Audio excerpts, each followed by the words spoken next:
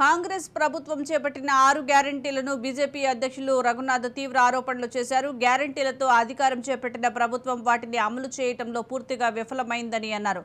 ప్రభుత్వం ఏర్పడి 6 నెలలు గడుస్తున్నా గ్యారెంటీ పేరుతో సీఎం రేవంత్ రెడ్డి పేద ప్రజలను రైతులను మోసం చేశారని విమర్శించిన రఘునాథ్ మంచిర్యాల జిల్లాలో ఎమ్మెల్యే ప్రేమ్ సాగర్ ఆగడాలు అడ్డు అదుపు లేకుండా పోయిందని మండిపడ్డారు. పార్లమెంట్ ఎన్నికల స్ఫూర్తితో వచ్చే స్థానిక సంస్థల ఎన్నికల్లోనూ బీజేపీ అత్యధిక స్థానాల్లో గెలిచి తమ సత్తా చాటుతామని రఘునాథ్ ధీమా వ్యక్తం చేశారు.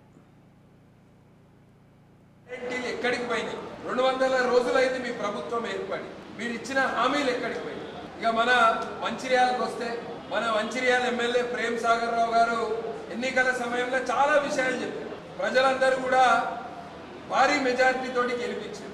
వాళ్ళందరూ ఏమనుకున్నారంటే మంచిర్యాలలో అభివృద్ధి జరుగుతున్నారు. ఎన్నికలప్పుడేమో అభివృద్ధి గురించి మాట్లాడు, గెలిచినాక చేసేది ఏంటిది? గూండాయిజం, రౌడీయిజం, దాడులు. మంచిర్యాలలో ఒక కొత్త సంస్కృతి వచ్చింది, బెదిరింపు రాజకీయాలు. ఎమ్మెల్యే గారి పార్టీకి సంబంధించిన నాయకులు, ఎమ్మెల్యే గారి బంధువులు ఎక్కడ ఖాళీ జాగా కనబడితే అక్కడ ఇవాళ దస్తెత్తు, కబ్జాలు. ఎవరన్నా అడిగితే బెదిరింపులు. 15-20 సంవత్సరాల నుంచి ఎవరి దగ్గర అయితే పట్టాలు ఉన్నాయో వాళ్ళని బెదిరిస్తారు. అభివృద్ధి అనేది మర్చిపోయింది.